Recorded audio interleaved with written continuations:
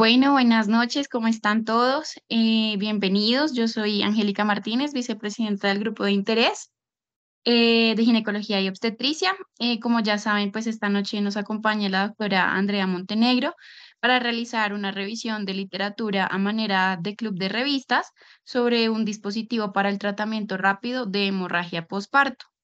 Este es un tema de suma importancia, ya que hace parte de las principales causas de muerte materna actualmente. Entonces, habiendo hecho ya esta presentación, el auditorio es todo suyo, doctora. Hola, buenas noches. ¿Cómo están? ¿Me escuchan bien? ¿Ahí? Sí, doctora, perfecto. Listo. Entonces, como ya comentamos, hoy es una revisión de la literatura. Mi nombre es Andrea Montenegro, soy residente de primer año de la Universidad de La Sabana de Ginecología y Obstetricia y hago parte pues del grupo de interés de la universidad. El día de hoy traigo acá este artículo del 2020. Es un artículo muy importante porque pues estamos hablando de la hemorragia obstétrica refractaria a tratamiento médico y en este artículo pues es un artículo del 2020, fue publicado en noviembre. Fue un estudio multicéntrico prospectivo llevado a cabo en 12 centros de Estados Unidos. Su objetivo era evaluar la efectividad y seguridad del dispositivo intrauterino de control de hemorragia postparto inducida por el vacío. Este estudio fue llevado a cabo en el periodo de febrero de 2018 y enero de 2020. Para introducir un poco el tema de hemorragia postparto, traigo unos datos súper importantes, como es la epidemiología. Estos datos fueron sacados de la Organización Mundial de la Salud, donde encontramos que 830 muertes al día en el mundo se deben a hemorragia postparto, una muerte cada 2 minutos de una materna por hemorragia postparto, 315.000 muertes al año y cada 4 minutos hay una muerte por hemorragia postparto. Tenemos aquí la triada de la muerte, más que la triada de la muerte es por qué se mueren nuestras pacientes maternas. Entonces tenemos los trastornos hipertensivos asociados al embarazo, la hemorragia y la infección. Tenemos que tener en cuenta que todas estas patologías son de notificación obligatoria ante el Civigila como morbilidad materna extrema y en casos ya muy graves, pues mortalidad perinatal. En Colombia, los trastornos hipertensivos pues son la primera causa de muerte de nuestras maternas. Etiología, para recordar, pues siempre tenemos esta referencia de las 4 T's, que hacen referencia al tono, trauma, tejido y trombina.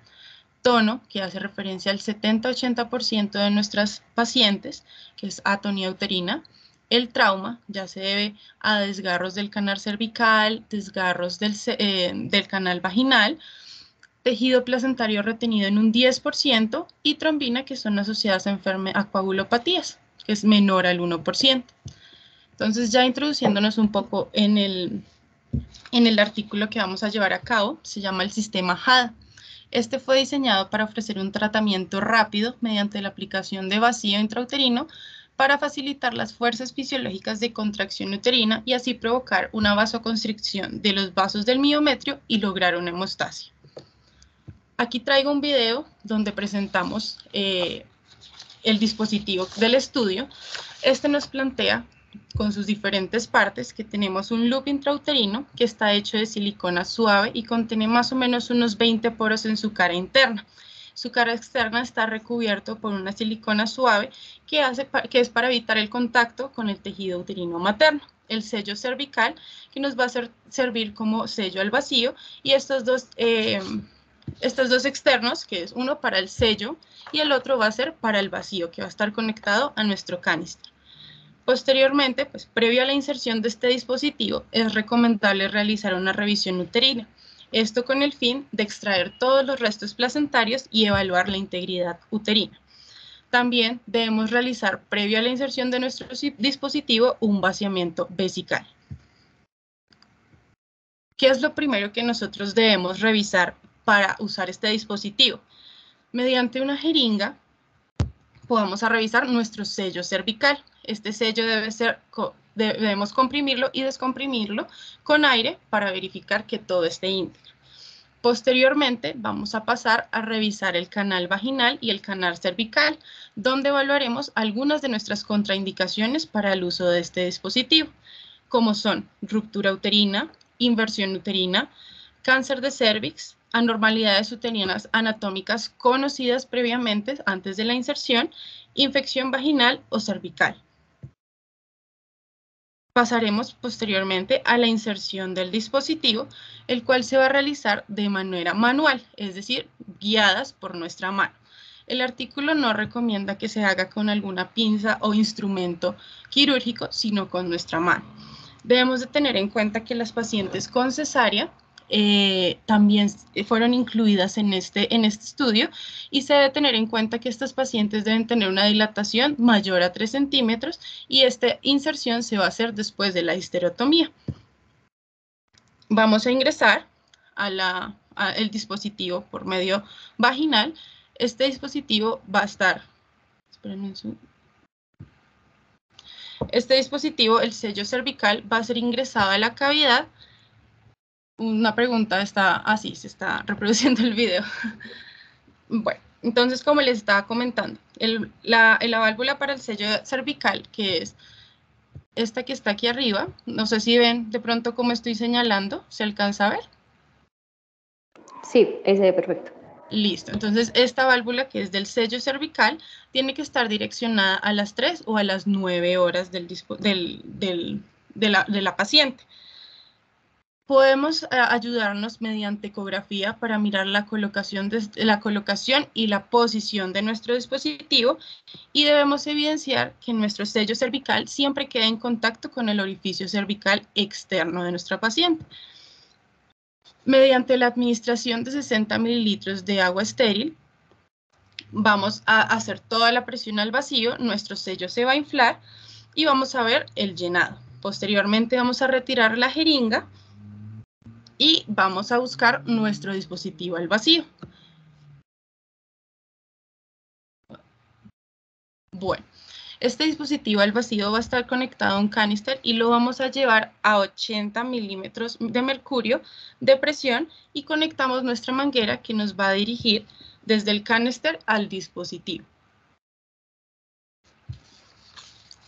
Y posteriormente vamos a ver cómo la sangre intrauterina es evacuada.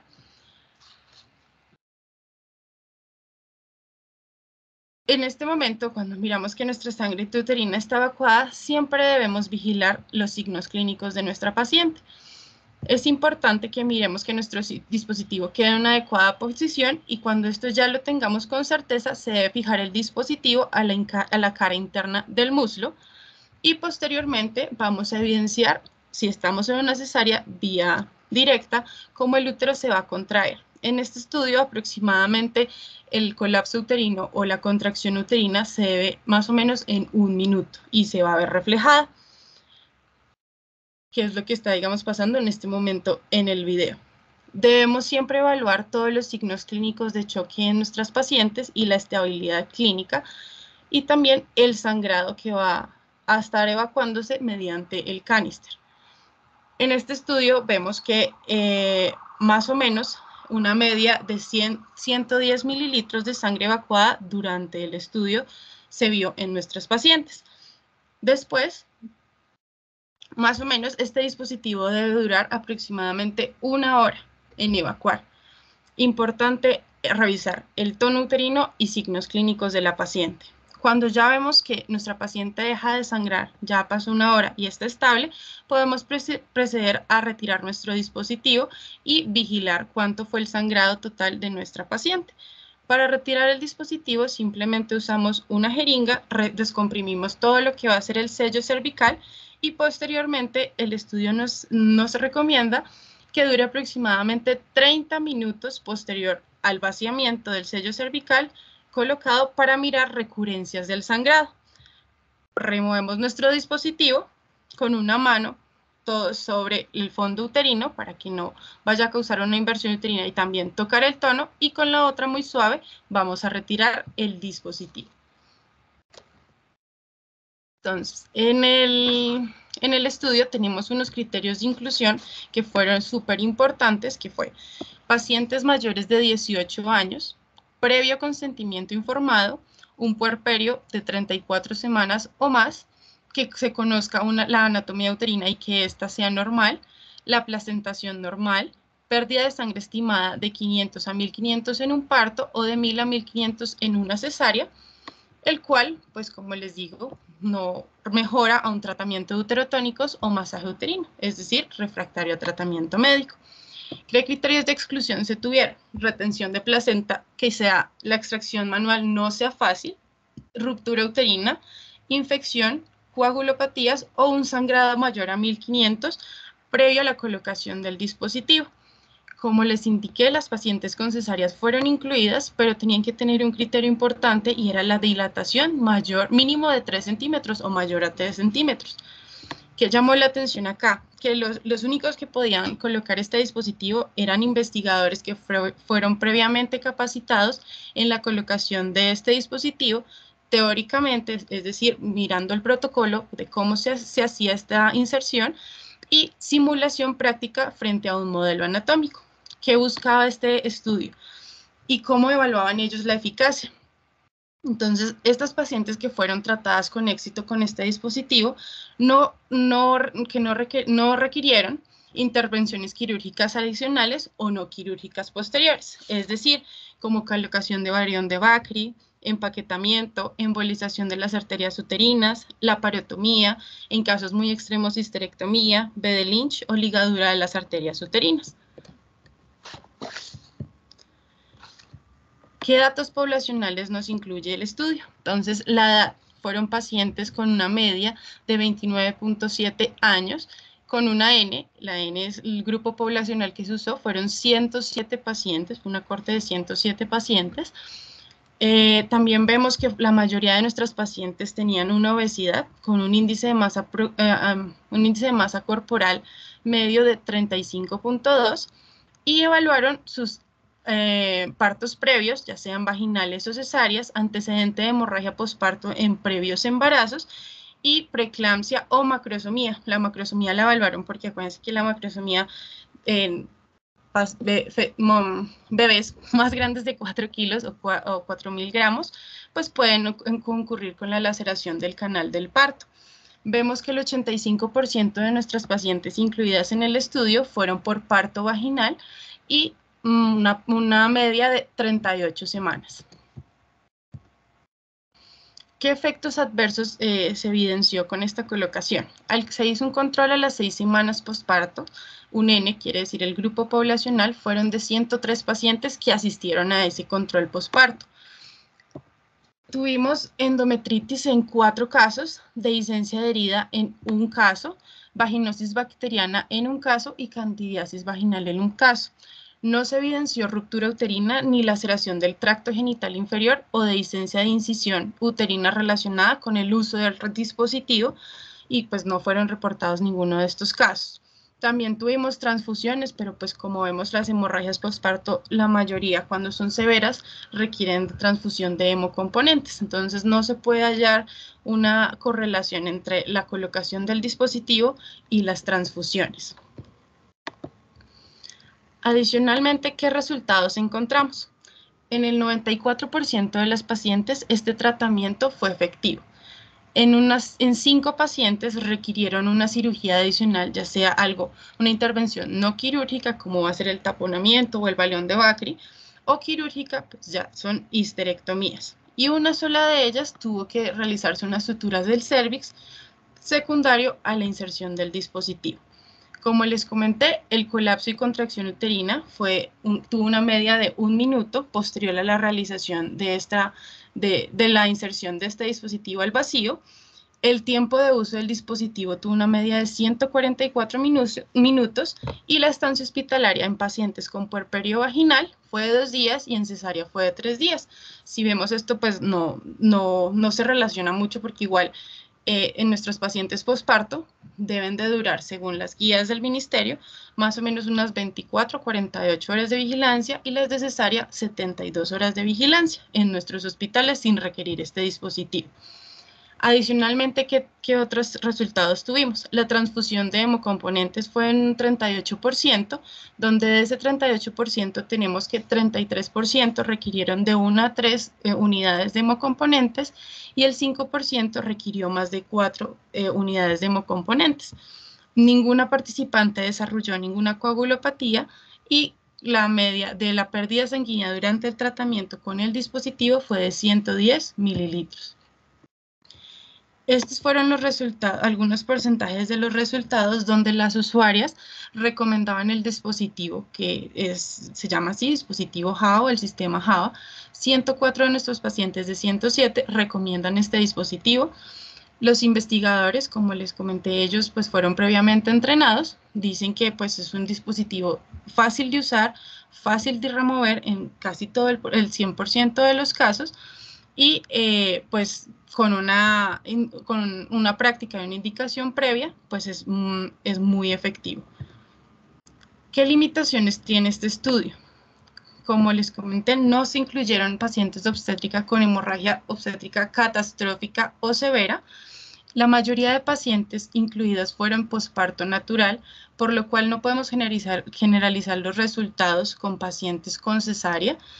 La corte de ellas pues fueron 107 pacientes, pues es una corte reducida, y se preguntarán qué pasa con el dolor de estas pacientes. En este estudio la mayoría de pacientes tenían analgesia peridural, entonces nos queda la duda si una paciente sin analgesia peridural podría, digamos, sentir algún dolor o un dolor muy severo, por lo cual este procedimiento pues no se podría llevar a cabo. Como conclusión de este estudio, el control de la hemorragia intrauterina inducida por vacío puede proporcionar una forma rápida y eficaz con el potencial para prevenir la morbilidad y la mortalidad materna grave. Esto pues nos encierra de que falta mucho por investigar, a pesar de que es un dispositivo que es nuevo, porque esto fue un artículo del 2020, es un dispositivo muy innovador y que nos va a ayudar a prevenir esta gran complicación en nuestras maternas y disminuir nuestra mortalidad y defunción de nuestras pacientes. Muchas gracias.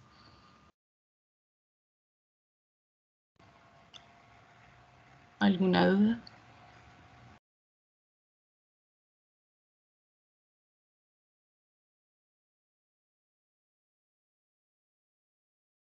Muchas gracias, doctora Andrea, por el club de revistas, por este interesante artículo que compartió con nosotros el día de hoy. Una herramienta nueva que, pues, aunque digamos no es aún implementada dentro del manejo de código rojo, es digamos, una nueva herramienta que tiene un futuro prometedor para el manejo de este tipo de situaciones obstétricas de emergencia y que, como pues usted nos mencionó en el artículo, tiene pues unos resultados prometedores, ¿no? En este espacio pues tenemos, después de esta presentación del artículo como tal, un espacio para preguntas. Si algunos de los participantes tienen alguna pregunta con respecto al dispositivo o al texto que pues estamos revisando el día de hoy, entonces la doctora Andrea pues está, digamos, atenta a responder estas preguntas. Doctor Cuevas, buenas noches. Buenas noches, muchas gracias, doctora Montenegro, doctora Vanegas y al grupo de interés por esta reunión. Me parece sí un artículo bastante interesante. Yo quería preguntarle a la doctora Montenegro el mecanismo de acción por el cual, digamos, disminuye el sangrado, ¿cómo lo analizan en el estudio? ¿Cuál es el mecanismo? Porque uno pensaría que, digamos que los mecanismos o los balones hidrostáticos que se usan hasta pues, hoy día, lo que buscan es como aumentar la presión que hay dentro del útero como para colapsar las paredes del miometrio. Entonces, quería preguntarle a la doctora Montenegro si en el artículo específicamente hacen alguna mención al mecanismo de acción. Hola, doctor Cuevas, ¿cómo se encuentra? Bueno, en el artículo hacen referencia más que todo es a la succión y a la vasoconstricción, a la vasoconstricción de los vasos miometriales, lo que produce pues una constricción rápida del útero, y que esto pues obviamente esto es simplemente en atonía uterina. Ellos no evidenciaron las otras 3 causas de hemorragia posparto, sino simplemente a la atonía uterina. Entonces, el artículo lo que explica es la vasoconstricción que se hace mediante la succión. Eso es lo que en el artículo manifiesta. Porque uno, digamos, uno pensaría, claro, se evacúa el útero, la sangre que hay dentro del útero se evacúa y la succión que genera el dispositivo hace que se colapsen, digamos, las paredes biometriales, como lo mostraste en el video. Es poco más o menos, voy a decir una cosa y de pronto me corrigen, es más o menos lo que se busca con las suturas de compresión. Sí. Digamos, cuando se hace un Belinch, cuando se hace una sutura de Belinch, pues lo que uno hace es intentar como colapsar las paredes del útero, como afrontarlas, de tal forma que la cavidad uterina quede reducida y las paredes miometriales queden como colapsadas. Entonces este dispositivo lo que hace es, me parece a mí, hacer lo mismo, pero pues utilizando la succión para que se colapsen las paredes miometriales. Muy interesante, me parece. Sí, señor. Y tenía Muchísimas gracias por su aporte. Otra inquietud, doctora Montenegro. Bueno, digamos, sí llama la atención que lo utilizan es en pacientes que sangran menos de 1500. Sí. Ellos mencionan algo, es decir, ¿por qué no lo usan en pacientes con más sangrado? De pronto como para asegurar el resultado del estudio, No porque lo con más menciona. sangrado de pronto no era tan efectivo. De Ok, hecho, no pero lo digamos que menciona. no habría ninguna, digamos, contraindicación ni nada. De pronto asume uno que con más de 1500, digamos, las medidas son como un poco más de pronto agresivas, si se quiere. Sí, claro, y no lo mencionan, y de hecho está entre una de las limitantes del estudio, que qué pasará con las pacientes con hemorragia obstétrica severa, porque estas pacientes no fueron incluidas. Correcto. Me llama mucho la atención pues que se deja poco tiempo, ¿no? Uno pensaría que pues los balones los dejamos un día, 24 horas, digamos, esperando a que toda la respuesta biometrial mejore. Es curioso pues que, digamos, que se recupere rápidamente la contracción biometrial en una hora, es que lo dejen, ¿no? Sí, en una hora con el sello de seguridad inflado y media hora, o sea, realmente es hora y media durante Hora y el proceso. media, correcto. Sí, de vigilancia. Sí, Supongo señor. que con infusión ahí de de uterotónico, supongo. Sí, claro, obviamente como esto es refractario a manejo médico, entonces al ácido tranexámico, a la oxitocina, entonces es cuando nosotros recurrimos a este manejo, digamos, no invasivo, en cuanto a que no estamos incurriendo en una cirugía o como una laparotomía, pero pues sí llama la atención que es corto tiempo para una hemorragia obstétrica, pues que es una morbilidad materna.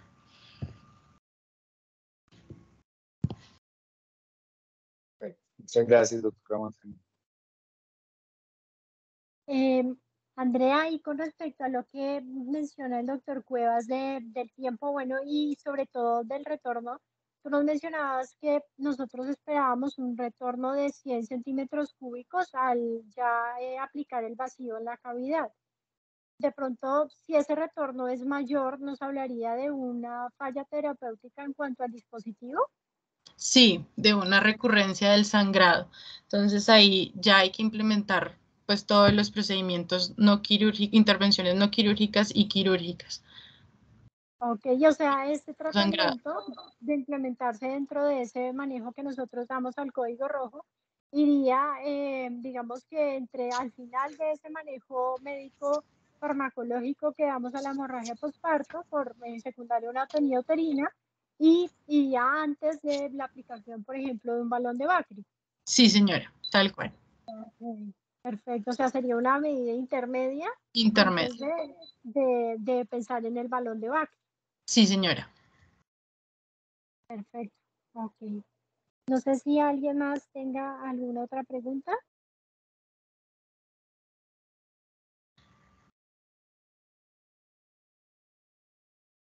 Bueno, pues si nadie más tiene alguna pregunta, pues agradecerle a la doctora Andrea pues por la revisión, también al doctor Cuevas y al doctor Castillo por conectarse.